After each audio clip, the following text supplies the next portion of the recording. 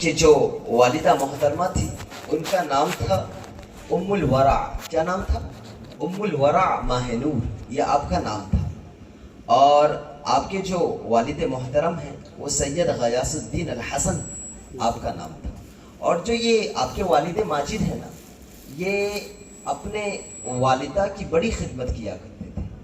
اپنے والدہ کی کبھی نافرمانی نہیں کرتے تھے. اپنے والدہ کے حضور ہمیشہ حاضر رہتے تھے، ان کی خدمت میں ہمیشہ حاضر رہتے تھے سید غیاث الدین حسن. اور ان کا کام کیا تھا؟ ان کے پاس ایک باغ تھا اور ایک چکی تھی، اسی کی آمدنی ان دونوں کو کافی تھی. اور آپ پہلے سے حافظ قرآن بھی تھے الحمدللہ. آپ کے والد محترم حافظ قرآن تھے. وہ لوگوں کو کیا ہے قرآن کی تعلیم دیا کرتے تھے، لوگوں کو قرآن سکھلایا کرتے تھے. تو انہوں نے کبھی شادی کا خیال ہی نہیں کیا ماں کی خدمت میں. تو ایک مرتبہ ان کے والدہ نے کہا کہ میرے بیٹے غیاث الدین،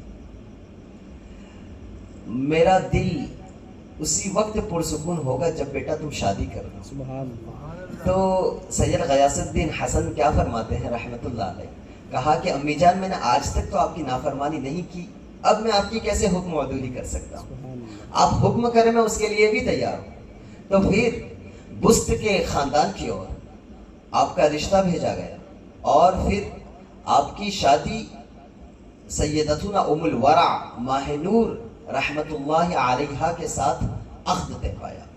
اور یہ جو خواجہ غریب نواز رضی اللہ تعالیٰ عنہ کی جو والدہ تھی وہ بھی حافظ قرآن تھی. سبحان اللہ. وہ بھی حافظ قرآن تھی.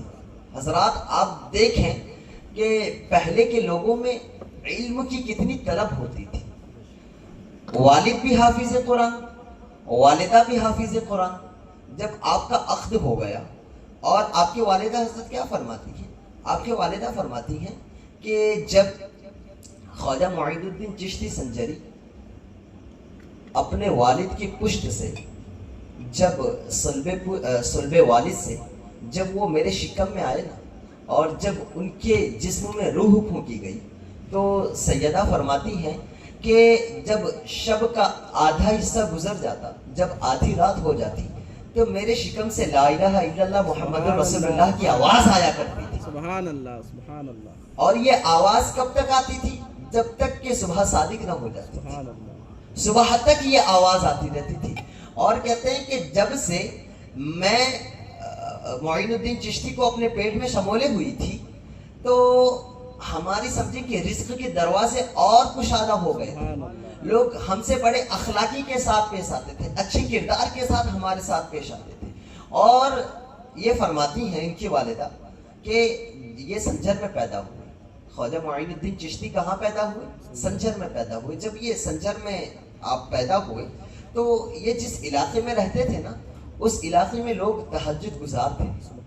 ان کی راتوں کی جو نماز تھی، میں 5 نماز کی بات نہیں کر رہا ہوں، وہ تہجد گزار لوگ تھے. سنجر میں تہجد گزار، ان کی تہجد کی نمازیں قضا نہ ہوتی تھی. لیکن جب ان کے تہجد کا وقت آیا تو تمام گاؤں والے اٹھے، بیدار ہوئے اور دیکھا کہ باہر کیا ہے؟ نور چھایا ہوا، ایک روشنی چھائی ہوئی. لگ ایسے رہا ہے کہ جیسے کہ صبح ہو چکی. وہ سب کے سب رونے لگے اور اپنے آپ میں سوچا کہ آج ہم نے کیا کر دیا کہ ہماری تہجد کی نماز چھوٹ گئی، تہجد کی نماز قضا ہو گئی.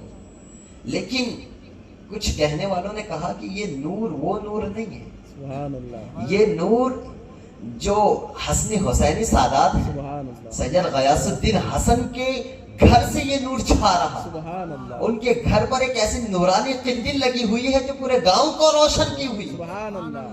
جب یہ تمام کے تمام لوگ آپ کے گھر پر جاتے ہیں تو دیکھتے ہیں کہ والد محترم سید غیاث الدین حسن باہر سجدہ شکر میں ہے سبحان اللہ. اور نو مولود کے رونے کی آواز آ رہی ہے. سبحان اللہ. سبحان اللہ. نو مولود کی رونے کی آواز آ رہی ہے. جب رونے کی آواز ان لوگوں نے سنی تو ان کے والد محترم کو مبارکباد دینے لگے اور دعاؤں سے نوازنے لگے. اور جب صبح ہوئی تو صبح اٹھ کر یہ تمام گاؤں والوں کو بتاتے ہیں کہ ہمارے گاؤں کی قسمت کے سمجھے کہ ستارے چمک اٹھے ہیں. کیوں؟ کیونکہ ہمارے گاؤں میں ایک ایسا ستارہ چمک ہوا ہے، ایک ایسا ستارہ آج پیدا ہو گیا ہے کہ جس کی وجہ سے پورا گاؤں نور نور ہو گیا ہے. اور حضرات بچپن میں ان کے گھر پر نور تھا, اور جب خواجہ غریب نواز ہندوستان آئے تو پورے اکھنڈ بھارت کو نورانی بنا دیا. سبحان اللہ سبحان پورے اکھنڈ بھارت میں ان کا نور پھیلا. حضرات خواجہ معین الدین چشتی سنجری اجمری کی ہم محفلیں سجاتے ہیں. خواجہ حسن سنجری کیا فرماتے ہیں؟ خواجہ حسن سنجری فرماتے ہیں کیونکہ وہ اتباع رسول کے پیکر تھے, بے شک. وہ آقا علیہ الصلوۃ والسلام کے نقش قدم پر چلتے تھے. انہوں نے کیا کہا کہ اگر زیر زمین سوئے ہوئے لوگوں کے حالات معلوم ہو جائیں, زمین کے نیچے جو آرام فرمائے نا, آج آپ اپنے قبرستان میں جا کے دیکھیں, آج آپ اوپر ہیں, ہمیں کل کی ہمیں پتہ نہیں ہے کہ کل ہمارے ساتھ کیا ہونے والا ہے. بزرگان دین کے عقیدے دیکھیں, ان کے اخلاق دیکھیں اور ان کا ایمان دیکھیں. کیا کہتے ہیں کہ اگر زیر زمین سوئے ہوئے لوگوں کے حالات معلوم ہو جائے تو تمہارے حال ایسے ہو جائیں گے جیسے کہ نمک پانی میں پگھل جاتا ہے. اللہ نمک پانی میں پگھل جاتا ہے. خواجہ معین الدین حسن سنجری چشتی کے اس طرح کے ایمان افروز واقعات ہیں. حضرات محترم, جب سیدی و سندی سیدنا شیخ معین الدین حسن سنجری چشتی جب اپنے پیر و مرشد, کیونکہ یہ مرشد کی تلاش میں تھے کہ میں اب کسی کا مرید ہو جاؤں, تو ان کی نظر شیخ عثمان ہارونی رضی اللہ تعالی عنہ پر پڑتی ہے. جیسے یہ شیخ عثمان ہارونی پر خواجہ معین الدین چشتی سنجری کی نظر پڑتی ہے تو وہ بہت خوش ہو جاتے ہیں. ان کی دل کی کیفیت بدل جاتی ہے, اور دل کی کیفیت کیوں نہ بدلے, کیونکہ چشمہ آب بقا جو ان کو مل گیا ہے, چشمہ آب بقا جو ان کو مل گیا ہے. اور وہ کیا کہتے ہیں, وہ شیخ معین الدین, دیکھیں پہلے کے پیر کیا ہوا کرتے تھے. پہلے کے پیر وہ ہوتے تھے کہ خدا تک پہنچا دیتے تھے. پہلے کے پیروں کے یہ حالات تھے. پہلے کے پیروں کی نظر آپ کے جیب پر نہیں ہوتی تھی, آپ کے دلوں پر ہوتی تھی. لیکن آج کل حالات کافی نازک نہیں نازک تر ہیں. رب تبارک و تعالیٰ سے دعا ہے کہ مولا تو ہمیں سیدھے راستے پر چلنے کی توفیق و رفیق عطا فرما, اور ہمیں اس راستے پر چلا جس راستے پر ہمارے بزرگان دین. حضرات دیکھیں شیخ معین الدین چشتی کیا فرماتے ہیں. شیخ معین الدین چشتی سنجری فرماتے ہیں کہ میں جب عثمان ہارونی رضی اللہ تعالی عنہ کی بارگاہ میں حاضر ہوا تو دیکھیں کہ وہاں پہ چند بزرگان دین پہلے سے جمع تھے. چند بزرگان دین وہاں پر پہلے سے جمع تھے. شیخ معین الدین فرماتے ہیں کہ جیسے ہی عثمان ہارونی نے میری طرف نظر کی, عثمان ہارونی نے کہا کہ معین الدین جاؤ 2 رکعت نماز ادا کرو. سبحان اللہ. جاؤ 2 رکعت نماز ادا کرو. میں نے حکم کی تعمیل کی, 2 رکعت نماز ادا کی. 2 رکعت نماز ادا کرنے کے بعد عثمان ہارونی فرما رہے ہیں کہ معین الدین 2 نماز ادا کر لی, اب رو بقبلہ بیٹھ جاؤ, قبلے کی جانب منہ کر کر بیٹھ جاؤ. اب دیکھیں پیری مریدی کا کیا سسٹم تھا. یہ کیا ہے, اپنے شیخ کا حکم بجا لائے اور ان کے حکم پر عمل کرتے ہوئے آپ قبلہ کی طرف منہ کر کے بیٹھ گئے. جیسے ہی قبلے کی طرف منہ کر کر بیٹھے تو پھر شیخ نے حکم دیا کہ معین الدین 60 مرتبہ سبحان اللہ پڑھو. کیا 60 مرتبہ سبحان اللہ پڑھو. تو آپ نے یہ بھی حکم کی تعمیل کی اور 60 مرتبہ سبحان اللہ پڑھے. پھر حکم ہوا کہ معین الدین سورہ بقرہ کی تلاوت کرو. سبحان اللہ. تو شیخ معین الدین حسن سنجری نے سورہ بقرہ کی تلاوت کی. جب سورہ بقرہ کی تلاوت کی 60 مرتبہ سبحان اللہ کہا تو شیخ معین الدین کیا کہتے ہیں کہ عثمان ہارونی نے میرا ہاتھ اپنے ہاتھ میں لیا اور آسمان کی طرف اشارہ کرتے ہوئے کہا کہ شیخ معین الدین میں نے تجھے اب خدا تک پہنچا دیا. شیخ معین الدین میں نے اب تجھے خدا تک پہنچا دیا. اب اس کے بعد ہوا کیا؟ اس کے بعد یہ ہوا کہ عثمان ہارونی نے شیخ معین الدین چشتی کو بیٹھنے کا حکم دیا کہ معین الدین بیٹھ جاؤ. سبحان اللہ. اب دیکھیں ادب و احترام, معین الدین سنجری بیٹھ گئے. اس کے بعد حکم ہوا کہ اے معین الدین 1000 مرتبہ سورہ اخلاص پڑھو. کیا 1000 مرتبہ سورہ اخلاص پڑھو. تو شیخ معین الدین حسن سنجری نے 1000 مرتبہ سورہ اخلاص پڑھی. اس کے بعد پھر شیخ عثمان ہارونی نے کہا کہ معین الدین 1000 مرتبہ سورہ اخلاص پڑھ چکے. اب ہمارے مشائخ کا ایک طور طریقہ رہا ہے کہ ایک رات اور ایک دن کا مجاہدہ کرتے ہیں. جاؤ تم بھی ایک رات اور ایک دن کا مجاہدہ کر کے آؤ۔ سبحان اللہ شیخ معین الدین چشتی گئے، ایک رات اور ایک دن، پوری رات اور پورا دن سمجھے کہ وہ عبادت میں مشغول رہے، عبادت کرتے رہے، نمازیں پڑھتے رہے، قرآن کی تلاوت کرتے رہے۔ حضرات روایتوں میں آتا ہے کہ 24 گھنٹے میں خواجہ معین الدین حسن سنجری دو مرتبہ قرآن پاک کی تلاوت ختم کر لیا۔ سبحان اللہ سبحان اللہ دو مرتبہ۔ اور آج ہمارا تو حال یہ ہے حضرت کہ ہم تو قرآن شریف کو ایسا بند کر کے رکھ دیتے ہیں کہ ہمارے چھوٹے بچوں کے تھے بہت دور کے ان کا ہاتھ پہنچے، بڑوں کو بھی کرسی پہ چڑھنا پڑتا ہے، کلام پاک اتارو۔ یہ حالات ہیں ہمارے۔ اور ہمارے بزرگان دین کے حالات دیکھیں کیا تھے۔ ان کے حالات یہ تھے کہ 24 گھنٹے میں دو مرتبہ قرآن پاک کی وہ تلاوت کر لیا کرتے تھے۔ تو حضرات عثمان ہارونی نے کیا کہا؟ عثمان ہارونی نے کہا کہ 1000 مرتبہ سورہ اخلاص اور اس کے بعد ایک دن ایک رات کا مجاہدہ کرو۔ تو معین الدین چشتی سنجری مجاہدے میں لگ گئے، ایک دن اور ایک رات مجاہدے میں رہے۔ دوسرے دن آئے اور بارگاہ میں حاضر ہو کر آپ نے کیا ہے عثمان ہارونی کی دستبوسی کی اور حکم ہوا کہ معین الدین بیٹھ جاؤ۔ تو معین الدین حسن سنجری بیٹھ گئے۔ جیسے معین الدین حسن سنجری بیٹھ گئے تو ادھر شیخ نے حکم دیا کہ معین الدین 1000 مرتبہ سورہ اخلاص پڑھو۔ سبحان اللہ پھر شیخ حسن سنجری نے 1000 مرتبہ کیا ہے سورہ اخلاص پڑھا۔ جب 1000 مرتبہ سورہ اخلاص پڑھا اور اس کے بعد شیخ عثمان ہارونی کیا کہتے ہیں، شیخ عثمان ہارونی نے ہاتھ پکڑا اور کہا کہ اے معین الدین آسمان کی طرف نظر کرو، سبحان اللہ سبحان آسمان کی طرف نظر کرو۔ جیسے ہی شیخ معین الدین نے آسمان کی طرف نظر کی، اب دیکھیں پہلے کی پیروں کی نظریں کیا ہوا کرتی تھی۔ شیخ ہارون نے کہا، عثمان ہارونی نے کہا معین الدین اوپر کہاں تک دیکھ رہے ہو؟ معین الدین حسن سنجری نے کہا کہ میری نظر عرش معلیٰ تک پہنچ گئی۔ سبحان اللہ سبحان تو پھر شیخ ہارونی نے کہا، شیخ عثمان ہارونی فرماتے ہیں کہ اب زمین کی اور دیکھو۔ تو جیسے ہی شیخ معین الدین حسن سنجری نے زمین کی اور دیکھا، حضور شیخ محترم نے فرمایا معین الدین کہاں تک دیکھ رہے ہو، کہاں تک نظر پہنچ رہی ہے؟ شیخ معین الدین نے کہا کہ میں تحت الثری تک دیکھ رہا ہوں، تحت الثری تک دیکھ رہا ہوں۔ تو حضرات محترم پھر کیا ہوا؟ پھر شیخ محترم نے حکم دیا کہ معین الدین 1000 مرتبہ سورہ اخلاص پڑھو۔ سبحان اللہ 1000 مرتبہ سورہ اخلاص پڑھی۔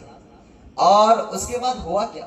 اس کے بعد ہوا یہ کہ معین الدین حسن سنجری کو پھر عثمان ہارونی نے حکم دیا کہ آسمان کی اور دیکھو۔ پھر جب آپ نے آسمان کی اور دیکھا تو معین الدین حسن سنجری سے پوچھا کہ اب کیا نظر آ رہا ہے، اب تمہاری نظریں کہاں تک پہنچی؟ تو وہ کہتے ہیں کہ اس حجاب عظمت کے جتنے بھی پردے ہیں نا، سارے پردوں تک میری نظر پہنچ گئی۔ سبحان اللہ مطلب عرش معلیٰ سے اوپر ان کی نظر پہنچ گئی۔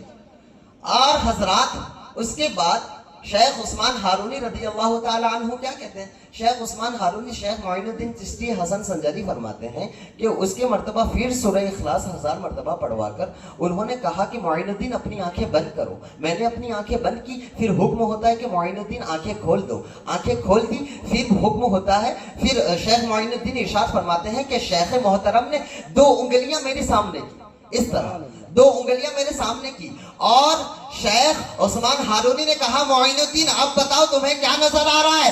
معین الدین کہہ رہے ہیں کہ شیخ محترم 18,000 عالم کو میں دیکھ رہا ہوں۔ سبحان اللہ، نعرہ تکبیر، نعرہ رسالت، علماء اہل سنت، جشن غریب نواز، سبحان اللہ 18,000 عالم تک میری نظریں پہنچ رہی ہیں۔ تو حضرات یہ دیکھیں کیا پیری مریدی تھی، پیری مریدی کا یہ عالم تھا۔ اور پہلے کی پیر بھی ایسے تھے اور مرید بھی ایسے ہویا کرتے تھے حضرت کہ مرید پر اپنی جانیں نچھاور کرتے تھے۔ حضرت نظام الدین اولیاء رضی اللہ تعالیٰ عنہ اور امیر خسرو، سبحان اللہ کون ان کے واقعات کو نہیں جانتا ہے؟ ایک مرتبہ کیا ہوا، امیر خسرو رضی اللہ تعالیٰ عنہ حضرت نظام الدین اولیاء رضی اللہ تعالیٰ عنہ کی محفل میں تھے کہ نظام الدین اولیاء نے کہا کہ جاؤ بو علی شاہ قلندر کی محفل میں بھی بیٹھ لو۔ تو وہ بو علی، اب یہاں پر دیکھیں حکمتیں کچھ اور تھی اور ان کے من میں کچھ اور تھا۔ تو امیر خسرو کیا ہے، شیخ کا حکم تھا، نظام الدین اولیاء کا حکم تھا، محبوب الہی کا حکم تھا کیونکہ وہ ان کے شیخ تھے۔ بو علی شاہ قلندر کی محفل میں گئے اور بو علی شاہ قلندر کی محفل میں بیٹھے رہے، اور ہوتا کیا رہا کہ آپ کچھ مطلب کیا ہے محفل ان سے گفت و شنید کرتے رہے، اللہ رسول کی باتیں سنتے رہے، درس و تدریس ہوتا رہا۔ ایک دن بو علی شاہ قلندر نے کہا کہ ہم لوگ روزانہ آقا علیہ الصلوۃ والسلام کی کچہری میں حاضر ہوتے ہیں سبحان اللہ. لیکن تمہارے شیخ کہیں نظر نہیں آتے, نظام الدین اولیاء کہیں دکھائی نہیں دیتے. اب جب یہ سنا تو ان کے من میں کیا آیا کہ کہیں ایسا تو نہیں کہ بو علی شاہ قلندر کا مقام بہت عرفہ و اعلیٰ ہے میرے شیخ سے, بہت اونچا مقام ہے, اور یہ اپنے آپ میں سوچ رہے تھے کہ میرے شیخ کا کوئی مقام ہی نہیں. اسی کشمکش میں تھے کہ نظام الدین اولیاء نے کہا کہ کیوں امیر خسرو کیوں پریشان ہے. تو نہ چاہتے ہوئے بھی امیر خسرو نے نظام الدین اولیاء سے کہا کہ حضور ایسی ایسی بات ہے. تو نظام الدین اولیاء نے کیا کہا؟ نظام الدین اولیاء فرماتے ہیں کہ اب کی جب بو علی شاہ قلندر کی محفل میں جانا تو بو علی شاہ قلندر رضی اللہ تعالیٰ عنہ سے صرف اتنا کہنا کہ آپ بس ہمیں کچہری تک پہنچا دیں, ہم اپنے شیخ کو ڈھونڈ لیں گے. سبحان اللہ. آپ کچہری تک پہنچا دیں, ہم اپنے شیخ کو ڈھونڈ لیں گے. ٹھیک ہے. اب پھر محفل سجی. بو علی شاہ قلندر وہاں پہ کچھ اور ہی وہ کیا ہے امیر خسرو کو نظام الدین اولیاء کا مقام بتانا چاہ رہے تھے کیونکہ وہ بہت محبت کرتے تھے. تو پھر ایسے ہی باتیں چلی. تو امیر خسرو نے جو نظام الدین اولیاء نے کہا وہ ابو علی شاہ قلندر کے سامنے مطلب کیا ہے آپ نے کہا. تو وہ علی شاہ قلندر نے کیا کہا کہ امیر خسرو قریب آؤ.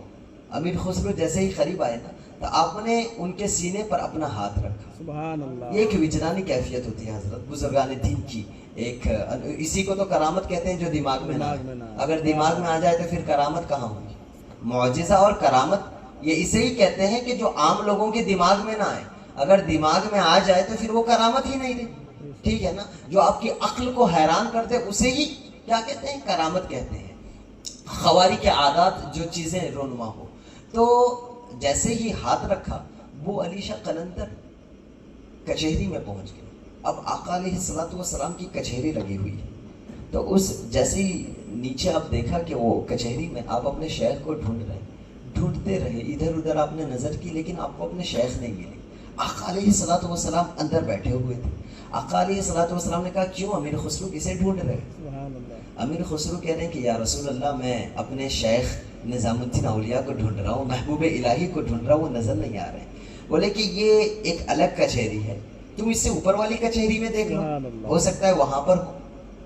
تو پھر اوپر والی کچہری میں امیر خسرو گئے. اوپر والی کچہری میں دیکھیں کہ جو نیچے اولیاء تھے وہ نہیں تھے, اوپر جو نیچے سے اوپر والوں کا مقام تھا وہ اوپر والی کچہری میں تھے. وہاں پر بھی اسی طرح کی محفل سجی ہوئی ہے اور آقا علیہ الصلوۃ والسلام مسند پر بیٹھے ہوئے ہیں. تو وہاں پر تلاش کر رہے ہیں, ادھر ادھر دیکھ رہے ہیں. تو ان کو اپنے شیخ نہیں ملے. آقا علیہ الصلوۃ والسلام نے پھر فرمایا اے امیر خسرو کسے تلاش کر رہے ہیں؟ کیونکہ الگ کچہری تھی. بولے کہ یا رسول اللہ میں اپنے شیخ کو تلاش کر رہا ہوں, اپنے پیر کو تلاش کر رہا ہوں, لیکن مجھے محفل میں دکھے نہیں. بولے کہ ممکن ہے جاؤ اوپر دیکھ لو, اوپر والی کچہری میں ہوں گے. تو حضرات امیر خسرو کیا فرماتے ہیں کہ میں اس طرح 7 کچہری تک پہنچ گیا. کتنی؟ 7 کچہری تک پہنچ گیا. جب 7 کچہری تک پہنچ گیا تو امیر خسرو کیا کہتے ہیں کہ جب میں 7ویں کچہری پر پہنچا, ادھر ادھر دیکھنے لگا, مجھے شیخ دکھے نہیں. تو پھر آقا علیہ الصلوۃ والسلام نے کہا کہ امیر خسرو کیا بات ہے, کیوں پریشان ہوں, کسے تلاش کر رہے ہو؟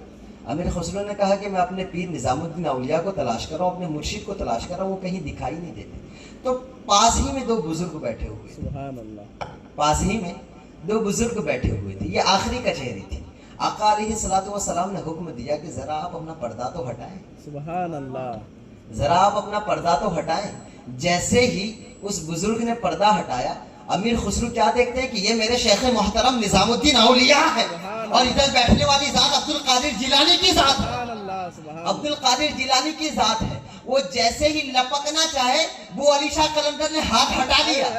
محفل میں آ گئے. اب محفل میں آ گئے, اب انہوں نے اپنے شیخ کا مقام و مرتبہ دیکھ لیا. اب وہ الگ ہی رنگ میں تھے. الگ رنگ میں انہوں نے کچھ شعر کہے. وہ کیا کہے کہ نمی دانم چے آخر, نمی دانم چے منزل بود, شب جائے کہ من بودم, کہ کل رات مجھے پتا نہیں کہ میں کہاں تھا. نمی دانم چے منزل بود, شب جائے کہ من بودم, بہر سو رقص بشمل بود, شب جائے کہ من بودم. مجھے پتا نہیں کہ میں کہاں تھا, لیکن جہاں تھا میں نے وہاں پر دیکھا کہ سب لوگ عشق کے انداز میں رقص کرتے ہوئے نظر آ رہے ہیں, محبت کے انداز میں رقص کرتے ہوئے نظر آ رہے ہیں. اور آگے کیا کہہ رہے ہیں کہ جہاں میں گیا تھا محمد کیا ہے وہ کہہ رہے کہ خدا خود میر مجلس بود اندر لامکا خسرو خدا خود میر مجلس بود اندر لامکا خسرو محمد شمع محفل بود سب چاہے کہ منبوذم سبحان اللہ سبحان اللہ کہ جس محفل میں گیا تھا اس کی جو شمع تھے اس کے جو صدر تھے وہ آقا علیہ السلام تھے جو اس محفل کی شمع تھے اور وہاں پر جو صدر تھے وہ بھی جدانی کیفیت میں تھے وہ کہتے ہیں کہ وہ رب تبارک و تعالیٰ کی ذات تھی تو یہ تھی پیر و مریدو والی ذات تو حضرات محترم لیکن آج کے اگر ہم حالات دیکھیں نا تو آج ہمارے اندر اندھ بھکتی زیادہ آ گئی اندھ بھکتی کا آج یہ عالم ہے کہ ہم نہ آ دیکھتے ہیں نہ با دیکھتے ہیں اور کوئی بھی ہو تو اس کے پیچھے ہم دوڑنے لگتے ہیں حضرات اس چیز کی کمی کیوں آئی کہ آج ہم لوگوں کو پہچان نہیں پا رہے اس کی صرف اور صرف ایک ہی وجہ ہے اور وہ وجہ یہ ہے کہ آج ہم تعلیم سے کورے ہیں بے شک بے شک آج ہمیں اس معیار کی تعلیم نہیں ہے افسوس کے ساتھ حضرت یہ جو اتنی بڑی محفل ہے نا تو اس محفل کے اندر اگر کوئی بات بری لگے تو میں معذرت چاہوں گا اتنی بڑی محفل ہے حضرت اگر میں اس محفل میں اگر انگلش میں بات کروں نا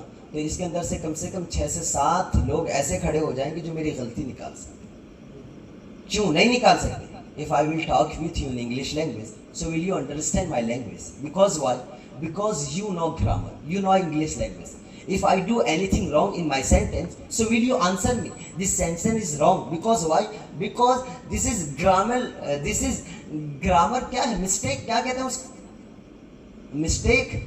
mistake ہے نا کہ grammar mistake آ جاتی ہے اور اگر I will talk with you continue so will you answer me this sentence is wrong because why because you know English language لیکن اگر حضرات اسی محفل میں اگر میں سورہ فاتحہ کی تلاوت کر دوں حضرت سورہ فاتحہ جس کو آقا علیہ الصلوۃ والسلام کیا ارشاد فرما رہے آقا علیہ الصلوۃ والسلام ارشاد فرماتے لا صلاۃ الا بفاتحۃ سبحان اللہ کہ جب تک تم سورہ فاتحہ نہ پڑھو تمہاری نماز ہی درست نہ ہو اگر تم سورہ فاتحہ نہ پڑھو تو تمہاری نماز ہی نہیں درست ہے تمہاری نماز ہی نہیں ہوئی تو حضرات اب آپ دیکھیں کہ اس محفل میں میری لینگویج سمجھنے والے لوگ بھی ہیں اور میری غلطی نکالنے والے کنٹینیو کو اگر میں کنٹینیو پڑھوں نا تو سب لوگ کہیں گے کہ بابا کنٹینیو نہ ہوئے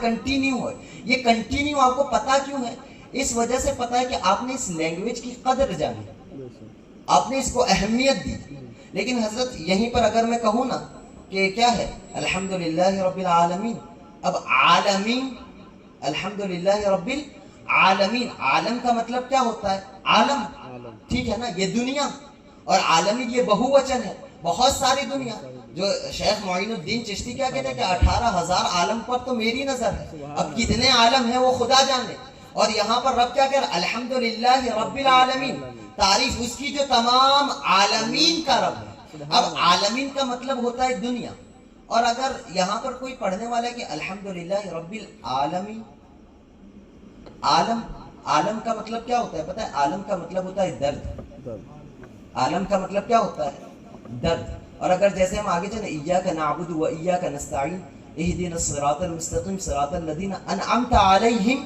غیر المغضوب علیہم اہدنا الصراط المستقیم اے مولا تو ہمیں سیدھے راہ پر چلا ان کے راستے پر چلا جس پر تو نے اپنا انعام فرمایا نہ کہ ان کے راستے پر جو گمراہ ہے اور جس پر تو نے اپنا غضب کیا اب غیر المغضوب علیہم ولا الضالین کیا ہے ولا الضالین ضالین کا مطلب کیا ہوتا ہے گمراہ ضالین کا مطلب کیا ہوتا ہے گمراہ ولا الضالین کا مطلب ہوتا ہے گمراہ تو ہم دعا کیا مانتے ہیں کہ مولا تو ہمیں جو لوگ گمراہ ہیں ان کے راستے پر نہ چلا لیکن اگر ہم نے ولا الضالین کی جگہ ولا الضالین پڑھا ضالین نہیں دالین پڑھا تو دل یدل کا مطلب ہوتا ہے راستہ دکھانا نہیں کہتے ہیں کہ کوئی بات ہو نا تو کہتے ہیں کہ بھائی اس بات کی کوئی دلیل تو ہے مطلب بات ہارڈ ہے بات سخت ہے بات مشکل ہے بات ہمیں سمجھ میں نہیں آ رہی ہے اب اس سمجھ تک ہمیں اس بات کی سمجھ کیسے آئے گی جب ہمارا راستہ ہموار ہوگا راستے کو ہموار کرنے والی جو چیز ہوتی ہے اسی کا نام تو دلیل ہے اس دلیل کے ذریعہ ہم اس راستے کو سمجھیں گے اس مسئلے کو سمجھیں گے تو دال کا مطلب کیا ہوتا ہے راستہ دکھانے والا اور وال کا مطلب ہوتا ہے گمراہ اور ہم دعا کیا مانگ رہے ہیں اے مولا تو ہمیں ان کے راستے پر نہ چلا جو راستہ دکھانے والے ہیں. اللہ اب حضرات کتنی چھوٹی سی غلطی ہے، لیکن ہم اس غلطی کو پکڑ کیوں نہیں پائے؟ صرف اور صرف اس وجہ سے کہ ہم نے اپنی تعلیم کی قدر و منزلت کو نہیں کیا، ہم نے اس کی قدر نہیں کی. حالانکہ حضرات محترم یہ دیکھیں نا، آپ کو انگلش لینگویج بولنا آتی ہے نا، کیوں آتی ہے کہ آپ نے اس کی قدر کی، لیکن عربی لینگویج نہیں آتی ہے صرف اور صرف اس کی وجہ یہ ہے کہ آپ نے اس کی قدر و منزلت کو نہیں جانا. اگر آپ جس طرح آپ نے اس لینگویج کو ویلیو دی، جس طرح آپ نے اس کی قدر و منزلت کی، اگر اس طرح آپ عربی کی اور بھی دھیان دیتے. حضرت قاری صاحب قبلہ یہاں پر بیٹھے ہیں، حضرت یہاں پر بیٹھے ہیں، صرف 1 سال سے 2 سال کی محنت ہے. 1 سال سے 2 سال کی محنت ہے. آپ بھی ایسے قرآن پڑھو گے جیسے ہم لوگ پڑھتے ہیں. بے شک بے شک. صرف 1 سے 2 سال کی محنت ہے. انگلش تو ایسے بھی تمہیں 6-7 سال کے اندر آتا ہے، لیکن یہ عربی والا ایسا ہے کہ صرف روزانہ آدھا سے 1 گھنٹہ دیں اور آپ دیکھیں کہ 2 سال میں آپ کے قرآن کوئی بھی چیز من جاتا ہو جاتا. جو کوشش کرے گا وہ پائے گا، لیکن آج ہمیں کوشش ہی نہیں کرنی ہے تو ہم پائیں گے کہاں سے؟ Try and try again will be success. اگر آپ کوشش کریں گے تو کامیابی ہوگی. امام شافعی کیا کہتے ہیں؟ ان طلب العلا سحر اللیالی. اگر تم بلندی کی اور جانا چاہتے ہو تو تمہارے لیے ضروری ہے کہ تم راتوں کو جگو. راتوں کو جگنے کا مطلب کیا ہے؟ کہ محنت کرو. اگر تم محنت نہیں کرو گے تو تم کامیاب نہیں ہو سکتے. کامیابی کے لیے ضروری ہے کہ تم محنت کرو. اور حضرات جو ہماری عمر کے بچے ہیں وہ ان کو تو جو ہونا تھا وہ ہو گیا. ان لوگوں کو جو پڑھنا تھا وہ انہوں نے پڑھ لیا. کیونکہ اب ان سے کہا جائے کہ بھائی پڑھے تھے، کہیں گے کہ حضرت ٹائم ہی نہیں ہے، اب ہم کمائیں کہ پڑھیں. تو حضرات انہوں نے تو جو پڑھنا تھا پڑھ لیا. ان کے جو جب تک وہ زندہ رہیں گے، چاہے وہ 80 سال چاہے وہ 90 سال، اللہ انہیں لمبی عمر عطا کرے، تو 80 سال ان کے برباد ہیں. 80 سال ان کے برباد ہیں. لیکن حضرات میں آپ کو آج دعوت فکر دے رہا ہوں کہ آج یہ جو ہمارے ننھے بچے ہیں نا، اگر آج آپ نے اگر ان پر غور نہ کیا، ان پر توجہ نہ دی، تو اگلے ان کے بھی 80 سال برباد ہیں. اگلے جو ان کے 80 سال ہے نا حضرت، وہ بھی برباد ہیں. تو خدا را جو ہم یہ محفلیں سجاتے ہیں اور یہ جو عرس مناتے ہیں، خواجہ معین الدین حسن سنجری چشتی علیہ رحمت و رضوان کا دیکھیں کہ آپ نے کیا ہے، کئی سال تک تو اپنی پیٹھ کو زمین سے نہیں لگایا، اپنی پیٹھ کو زمین سے. اور آپ کی 12 سے 14 سال کی عمر میں آپ حافظ قرآن تھے. سبحان اللہ. 12 سے 15 سال کی عمر میں آپ کیا تھے؟ حافظ قرآن تھے. اور حضرات اگر آپ کے واقعات کے بارے میں اگر گفتگو کی جائے تو جب آپ خراسان سے چلتے ہوئے جب آپ سمرقند کو پہنچے نا، خواجہ معین الدین حسن سنجری، تو جب سمرقند کو آپ پہنچے تو وہاں پہ ایک بزرگ تھے ابو اللیث سمرقندی. اور اب دیکھیں بزرگان دین کی کیا نظریں ہوتی ہیں. ابو اللیث سمرقندی وہاں پر تھے اور انہی کے گھر میں آپ وہاں پر ٹھہرے ہوئے تھے. تو ان کے گھر کے قریب کیا ہے، ایک مسجد کی تعمیر ہو رہی تھی. ایک مسجد کی تعمیر ہو رہی تھی. تو اس میں مطلب کیا ہے، ایک بندہ تھا جو بحث و مباحثے میں لگا ہوا تھا کہ نہیں قبلہ اس طرف نہیں ہے، قبلہ اس طرف نہیں ہے، کعبہ اس طرف نہیں ہے. تو وہاں پر خواجہ معین الدین حسن سنجری بھی موجود تھے. خواجہ معین الدین حسن سنجری نے اس کے رخ کو کعبے کی اور کہا کہ بتا تجھے کیا نظر آ رہا ہے. اس نے کہا کہ مجھے کعبۃ اللہ نظر آ رہا ہے. کہا کہ اب کس بات کی بحث کر رہے. تو یہ تھے ہمارے بزرگان دین حضرات. ان بزرگان دین نے اور ان بزرگان دین کی تو نظریں ایسے ہویا کرتی تھیں کہ حضرات ایک سبزوار ایک جگہ کا نام ہے کہ وہاں کا ایک جو حاکم تھا نا، سمجھو کہ ایک ڈاکو ٹائپ تھا. شیخ یادگار اس کا نام تھا. شیخ یادگار اس کا نام تھا. تو اس کے پاس کیا تھا، وہ مطلب سمجھے کہ عقیدے کے اعتبار سے بھی ذرا بدلا ہوا تھا. کیونکہ اگر ابو بکر عثمان و عمر کا نام آ جاتا تھا تو اس کا منہ بگڑ جایا کرتا تھا. اور اس کے پاس ایک باغ تھا اور ایک حوض وغیرہ تھی جہاں پر وہ مطلب کیا ہے اپنا آرام کرتا تھا، عیش و عشرت، اور وہاں پہ اپنا تخت لگاتا تھا اور نہ جانے کیا کیا کرتا تھا. تو جب خواجہ معین الدین حسن سنجری جب ہندوستان کی اور آ رہے تھے تو جب وہ سبزوار پہنچے تو دیکھا کہ آپ اچانک کیا ہے اس باغ میں گئے، اس حوض کے قریب گئے اور آپ وضو کرنے لگے. کیونکہ تھکے ماندے تھے، آپ وضو کر کے آپ اپنی عبادت میں مصروف ہونا چاہ رہے تھے کہ ایک ندا دینے والے نے ندا دی کہ بھائی حاکم وقت شیخ یادگار تشریف لا رہے ہیں. تو لوگوں نے کیا کہا، خواجہ حسن سنجری کا ایک چہرہ تھا نا، بڑا خوبصورت چہرہ. لوگ وہاں کے جو خادم تھے وہ منع تو کرنا چاہ رہے تھے، لیکن آپ کا چہرہ دیکھ کر آپ کو منع نہیں کر پا رہے تھے کہ ہم خواجہ حسن سنجری کو منع کیسے کریں. آپ کے خادموں نے بھی چاہا کہ آپ کو منع کرے، لیکن وہ کیا ہے آپ کو روک نہ پائے. تو وہ کیا ہے اس کی سواری آ گئی اور جیسے ہی اس نے خواجہ غریب نواز کو دیکھا پیچھے سے دیکھا تو وہ کیا ہے بڑا مطلب غصے میں لال پیلا ہو گیا کہ اس درویش کو یہاں پر کس نے جگہ دی تھی. تو جیسے ہی اس نے یہ کہا خواجہ غریب نواز حسن سنجری نے اپنے چہرے کو پلٹا اور اس کی طرف دیکھا. جیسے ہی اپنی خوبصورت نگاہوں سے اور اپنے مطلب کیا ہے عشق والے چہرے سے جیسے ہی اس کے اپنی جلالی نگاہوں سے جیسے ہی یادگار کی طرف دیکھا وہ بے ہوش ہو گئے. جب اسے ہوش آیا حضرات کیونکہ اس کے اوپر کپ کپی طاری ہو گئی تھی آپ کی نظریں ایسی جلالی تھی. جیسے ہی اس کو ہوش آیا وہ آپ کی بارگاہ میں معافی مانگتا ہوا آپ کی قدموں میں گرا اور کہہ رہا ہے کہ آپ بس ہمیں نئے سے کلمہ شہادت پڑھا دیں, نئے سے کلمہ شہادت پڑھا دیں. اور اس کے بعد ہوا کیا اس نے جو ساز و سامان لوٹا ہوا تھا لوگوں سے سب کا سب اس کے بعد جتنی جمع پوچھی تھی سب کے سب خواجہ غریب نواز کے حوالے کر دی اور خواجہ غریب نواز نے کہا کہ اب اس کے آپ مالک ہیں. خواجہ غریب نواز وہ پیر نہیں تھی جو لینے والے ہوں. آج کے تو کیا ہے آج کے تو مطلب پہلے کے جو پیر ہوتے تھے وہ جھوپڑیوں میں رہا کرتے تھے اور جو مرید ہوتے تھے ان کے بڑے بڑے محلات ہوتے تھے. خواجہ حسن سنجری اجمیری کے مرید شمس الدین التمش بادشاہ زمانہ کون شمس الدین التمش قطب الدین بختیار کاکی کے مرید تھے اور بختیار کاکی خواجہ غریب نواز کے مرید تھے. خواجہ غریب نواز کے مرید تھی. ایک مرتبہ کیا ہوا کہ ایک مرتبہ جب آپ اجمیر میں تھے تو ایک بندہ آپ کی بارگاہ میں آیا. وہ کاشتکاری کرتا تھا کھیتی باڑی والا بندہ تھا. تو اس نے کہا کہ حضور اب کی جو لگام دینا ہے اور یہاں کا جو حاکم ہے اس نے میرا سارا سامان کیا ہے جمع کر لیا ہے اور اس نے کہا کہ جب تک تم مطلب ٹیکس نہیں بھرو گے یا کوئی شاہی حکم نہیں آ جاتا ہے تب تک تمہیں سامان نہیں دیا جائے گا. اب حضور ہم کھانا پینا کیا کھائیں گے؟ تو شیخ حسن سنجری نے کہا کہ اچھا پھر کیا کرنا ہے؟ بولے کہ دلی تک اگر شمس الدین التمش تک اگر بات پہنچا دی جائے تو ممکن ہے کہ مطلب کچھ ہو جائے کچھ حاصل ہو جائے. تو شیخ حسن سنجری اب دیکھیں کیا محبتیں تھیں اللہ والوں کے لیے, اللہ والوں کے دلوں میں عوام کے لیے امت محمدیہ کے لیے کیا کس طرح لوگوں کے ساتھ اخلاق کے ساتھ پیش آتے تھے. انہوں نے کوئی خط نہیں لکھا بادشاہ کے نام پر, بادشاہ کے نام پر آپ نے کوئی خط نہیں لکھا بلکہ کہا کہ چلو میں ہی چلتا ہوں دلہی. ساتھ میں دلہی گئے اور ہمیشہ جب دلہی جاتے تھے آپ تو قطب الدین بختیار کاکی کو پہلے ہی اطلاع دے دیتے تھے کہ میں آ رہا ہوں, لیکن اب کی مرتبہ آپ نے اطلاع بھی نہیں دی اور کیا ہے آپ دلہی پہنچ گئے. جب آپ دلہی پہنچے تو بیچ راستے میں ہوتے نا کچھ لوگ جان پہچان والے, تو کسی پہچاننے والے نے خواجہ غریب نواز کو دیکھ لیا تو اس نے ڈائریکٹ جا کر کیا ہے قطب الدین بختیار کاکی کو بتا دیا اور قطب الدین بختیار کاکی کو کہا کہ خواجہ غریب نواز تشریف لا رہے ہیں. آپ نے کہا کہ یہ اچانک کیسے تشریف لا رہے ہیں اور انہوں نے پھر فوراً بات کیا ہے شمس الدین التمش کو پہنچوائے. شمس الدین التمش بھی آئے اور مطلب کیا ہے یہ قطب الدین بختیار کاکی بھی آپ کے استقبال میں حاضر ہو گئے. تو پہلے کے جو بزرگان دین تھے نا اور پھر جو ہوا وہ ہوا, انہوں نے شاہی نامہ لکھوا لیا اور ایک بار کے لیے ٹیکس نہیں بادشاہ نے معاف کیا, بولے پوری زندگی کے لیے اب تمہارا معاف ہے کیونکہ تمہاری سفارش کوئی اور نہیں معین الدین چشتی لے کر آئے.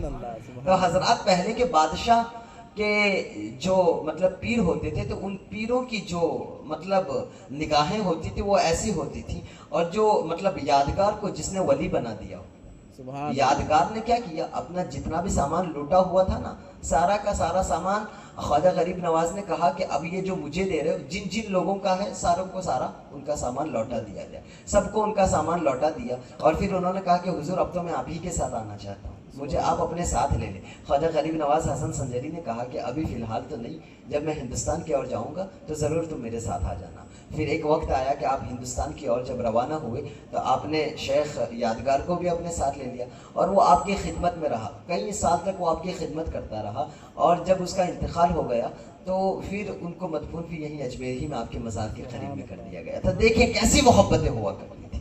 لیکن حضرات آج ہم میں کیا ہے, آج اگر آپ دیکھیں نا تو پچھلے تقریباً 50 سال سے اسٹیج بھی ہمارا ہے, مائک بھی ہمارا ہے اور کیا ہے باتیں بھی ہماری ہے, نیاز بھی ہماری ہے, لائٹ بھی ہماری ہے, منڈپ بھی ہمارا ہے اور یہ جتنے بھی قمقمے لگے ہوئے ہیں عوام بھی ہماری ہے, سب کچھ ہمارا ہے.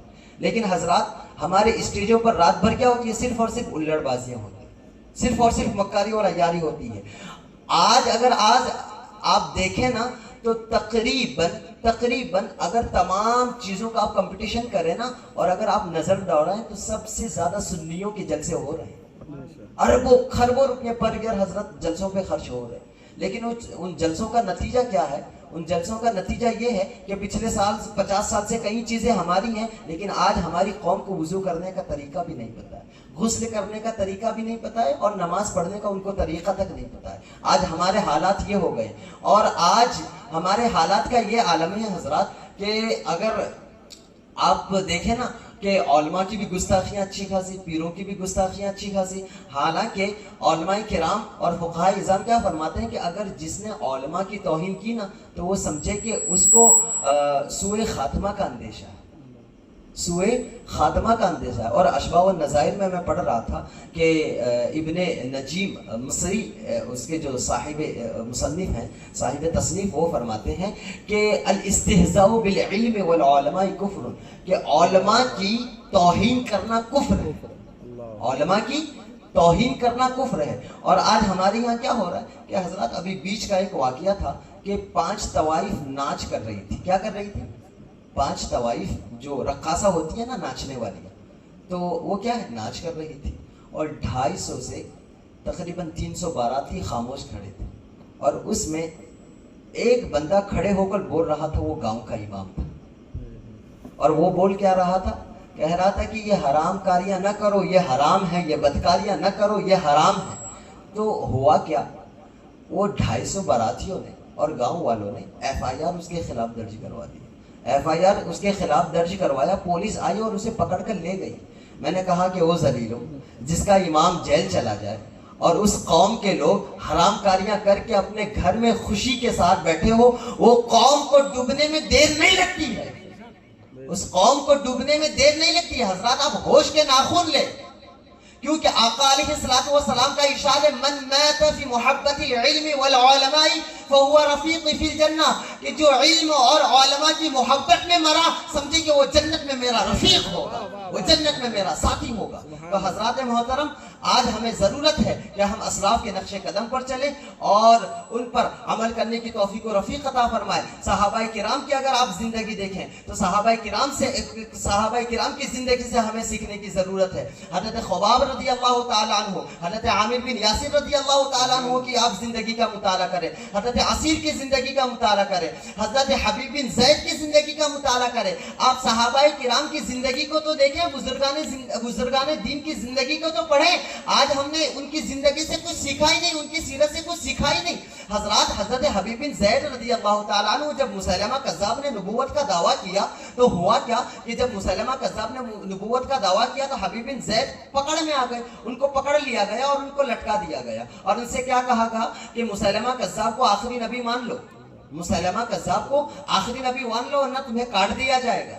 تو حضرت حبیب بن زید نے کیا کہا؟ حضرت حبیب بن زید نے کہا کہ میری کھال اکھیڑ دو لیکن محمد عربی کا کلمہ تو نہیں چھوٹنے والا، محمد عربی کا کلمہ تو نہیں چھوٹنے والا. حضرات ہوا کیا، تاریخ گواہ ہے، آپ کے ہاتھ کو کاٹ دیا گیا، آپ کے ہاتھ کو کاٹ دیا گیا، آپ کے دوسرے ہاتھ کو بھی کاٹ دیا گیا، آپ کے پیروں کو بھی کاٹ دیا گیا، اور آپ کی جسم کی جو جلد تھی اس کو بکری کی کھال کی طرح ادھیڑ دیا گیا، اور ادھیڑ کر آپ کو تپتی ہوئی دھوپ میں لیٹا دیا گیا، تپتی ہوئی دھوپ میں آپ کی لاش کو لیٹا دیا گیا. اور کسی آنے والے نے ان کے والدہ سے کہا کہ تمہارے بیٹے کو بڑی دردناکی کے ساتھ شہید کر دیا گیا ہے، ان کے ہاتھوں کو کاٹ دیا گیا ہے، ان کے پیروں کو کاٹ دیا گیا ہے، اور ان کی جلد کو بکری کی کھال کی طرح ادھیڑ دیا گیا ہے، اور ان کی لاش کڑک دھوپ میں تڑپتی ہوئی نظر آ رہی ہے.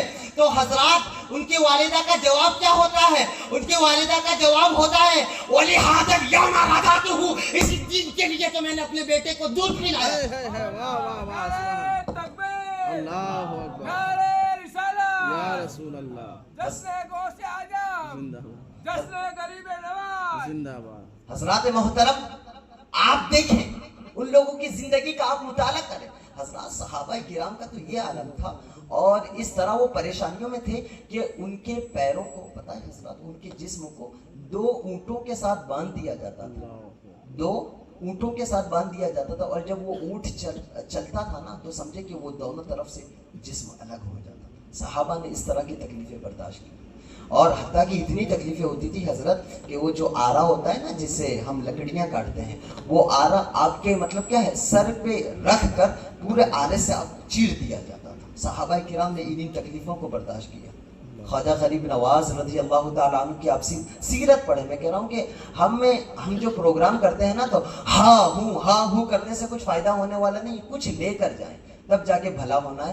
رب تبارک و تعالیٰ سے دعا ہے وقت کی نزاکت کو سامنے رکھتے ہوئے میں اپنی گفتگو کو یہیں ختم کرتا ہوں۔ انشاءاللہ جب کبھی موقع ملا تو میں انشاءاللہ اس کے آگے ضرور گفتگو کروں گا۔ رب تبارک و تعالیٰ سے دعا ہے کہ مولا ہمیں اچھی راہ پر چلنے کی توفیق و رفیق عطا فرما، بزرگان دین کے نقش قدم پر چلنے کی توفیق و رفیق عطا فرما۔